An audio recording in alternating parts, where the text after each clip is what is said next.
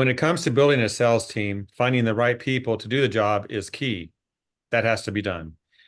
This is followed by intense training that encompasses all the elements necessary to help new sales professionals to succeed. But we know that's not the end of the story. It's never that simple. Today, we're going to tap into the expertise of Ed Marsh, the founder and principal of Concilium Global Business Advisors. Welcome, Ed, to the program. Good to have you on today. It's terrific to be back with you, Jeff. I always enjoy these conversations. Ed, we're not going to talk about training, though. We're going to talk about coaching. And Ed, I looked up a definition of a coach. Not surprisingly, it said this: a person who teaches and trains the members of a sports team and makes decisions about how the team plays during games. We're not going to talk about football or basketball or baseball. Yeah, that's right. I mean, we use sports analogies a lot. We use military analogies a lot, but a coach is so much more than just a sports team coach. And I think people misunderstand this topic of training and coaching, and many companies just don't even talk about it at all. They kind of take somebody and send them out. Well, you like people, you're good conversation. You're now the salesperson, and you wouldn't do that with any other role. You wouldn't do that with your person running payroll. You wouldn't do that with your person cleaning the bathrooms at night in a cleaning contract. Every job needs training, and every job needs coaching. And I believe that sales coaching is probably actually the single most important factor in growing revenue. I mean, you got to have the right people. And we've talked before about using assessments to find the right people. You have to have a good sales process and methodology. We've talked about that. And of course, you need a good product market fit. But assuming those, I maintain that the company that has a culture of sales manager coaching is going to outperform others usually by a wide margin. Very good. So tee it off for us and get into the details of what that looks like to you. Not so much training, but the coaching aspect of this.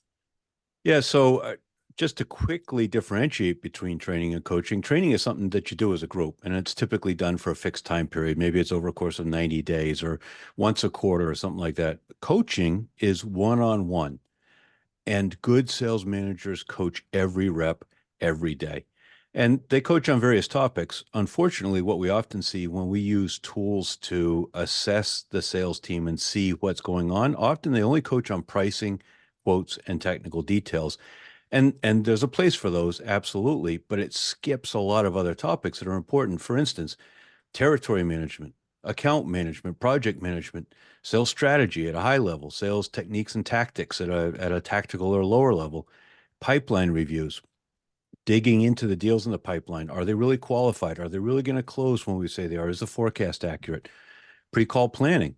You think about how hard it is to get sales meetings these days. When you get a sales meeting, you want to prepare for it. You want to be ready. And a sales manager plays an important role in doing that. And all of these topics apply even for veterans. I mean, think about the marquee. Okay, so here we go back to sports, but the marquee sports players that you may think of.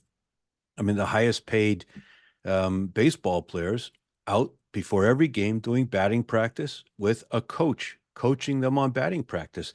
Even veterans, even superbly talented people need a coach because it's a different set of ears and eyes, a different mind, a different person thinking and helping you get ready. So pre-call planning is important. Post-call review, which is a lot easier now that so much can be recorded. You can go through and in the military, we called it an after action review, figure out what worked well, what didn't work well, where you missed things, where you want to do better next time. Team selling is an important piece in complex deals. If we've got an 8 or 10 person buying team, I think we talked about that recently, talking about buying journey, then you need to figure out how you can use colleagues from your company to sell to different roles, maybe top to top and things finance to finance and target accounts. I hope that every company listening has a good list of target accounts, and that's an important piece that companies can coach on as they go along. Absolutely. One question I was going to ask you is how often should the salesperson be coached? You answered that every day, which brings me Absolutely. to another question. How do you come up with the things to coach? Like, what are your ideas or thoughts there? Because when you have training, you have usually an agenda, you have a plan from one to the next. What about coaching? So I'd answer that two different ways. Number one if you've used tools to really help identify the strengths and weaknesses of each person, then that provides a great handrail or roadmap, if you will, for things to coach on at a high level to help them improve in the areas where they need improvement. But you also look at the calendar. If I've got a meeting tomorrow with a target account, or if I've got a block of time set aside for prospecting tomorrow and I'm having a hard time getting through gatekeepers and reaching decision makers, well, there's the answer for what you should be coaching on. You get ready for that meeting, you practice the cold calls and call scripts and speaking to gatekeepers to get to decision makers. You pick topics based on what's urgent. Obviously, as we approach right now as we're recording this, we're relatively early in a quarter, but often companies, as they approach the end of a quarter, are very attentive to the pipeline, want to try to get deals closed. And so at that time, often coaching shifts more to looking at the pipeline and coaching on existing deals and what else do we need to do? What don't we know? What could go wrong with this? How do we make sure it's on track? That kind of topic. Thinking about what you said earlier about uh, professional players, like baseball players, they're at the top of their game, making millions of dollars. They're out there practicing, they're being coached. I have to wonder if some of them think that they don't need that. And in the business world, if a salesperson's successful, they're doing what they should do, and it comes time for some coaching, they know it's coming or they're in it. What about attitudes? How does that play into it from a salesperson's perspective? And how do coaches deal with that when they have someone who's like, I'm good? Yeah, or I've forgotten more about sales than you're ever going to know. That's a common one. Attitude is critically important, and that's attitude on both sides. Actually, I'd say three sides. The attitude of the company culture has to embrace coaching. The sales manager has to have a great attitude about coaching, not to just hector people or harass them or check the box, but to really genuinely understand their personal goals, understand their quota goals, and see coaching as an opportunity to help them achieve their goals. And then the person being coached obviously has to be receptive and have a good attitude. There has to be trust and respect with the sales manager. Doesn't mean you have to agree with everything that's said. In fact, one of the interesting, I'd say probably the most important aspect of coaching is role playing. And the reality is that role playing is really awkward. We all feel like dorks when we do role playing, and role playing can't be perfect because it's always a little bit of a contrived situation, but neither is batting practice, right? You don't have somebody necessarily trying to strike you out. You've got somebody throwing different pitches, so you anticipate how they come and you can get the reps in and you practice, you get your mind and your eyes linked up and it's a matter of practicing. And that's exactly what role playing is. It's a matter of getting the reps in, practicing saying things, hearing yourself saying it, get comfortable with saying it, get comfortable with some of the kinds of questions you're going to ask. And in order for people to really undertake role playing with the right attitude, that environment and that mutual respect is really important because you have to get past the fact that you just feel dorky doing it.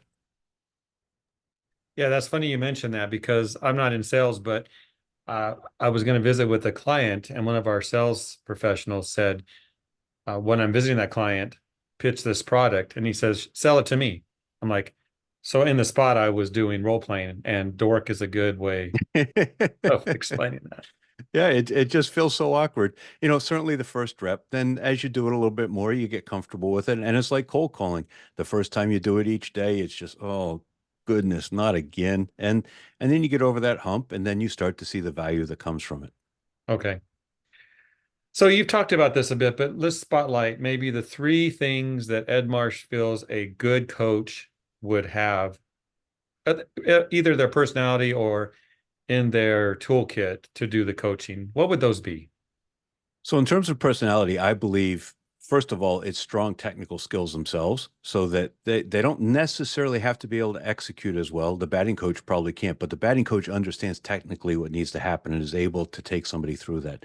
So strong technical skills. Secondly, a really strong understanding of what motivates the person and the ability to tie their personal goals, their professional goals, their quota attainment, their paying college tuition for the kids or buying a boat or an RV or a new house or, an in-law suite or whatever the case may be, to back to what we're doing today, back to this role play session, because this role play session will impact their ability to achieve those goals tomorrow and cumulatively over time. And I'd say a third tool is really recording tools, recording telephone prospecting, recording sales meetings, because that recording is so powerful to sit as a salesperson. We're often kind of in the moment and we're not necessarily a fly on the wall as we'd ideally would be.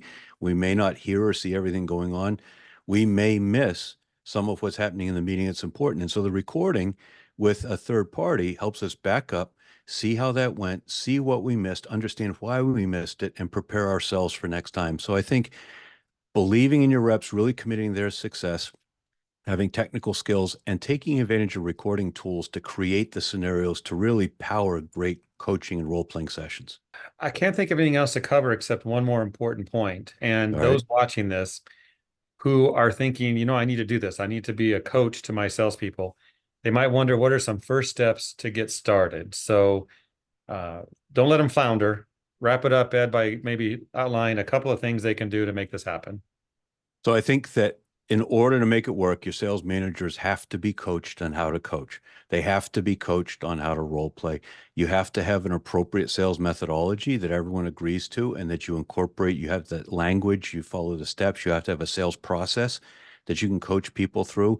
You have to have the right tools to maintain accountability. That's CRM, that's some of the recording tools. So that may sound like a lot as I rattle those things off. It's really not. It's kind of just basic building blocks. And it's not hard to get those pieces in place. The hardest of that is to find somebody who can do a good job training your sales managers on how to be sales managers. And that may take some experimentation. There's lots of people who say they do it. There's not many who do it well.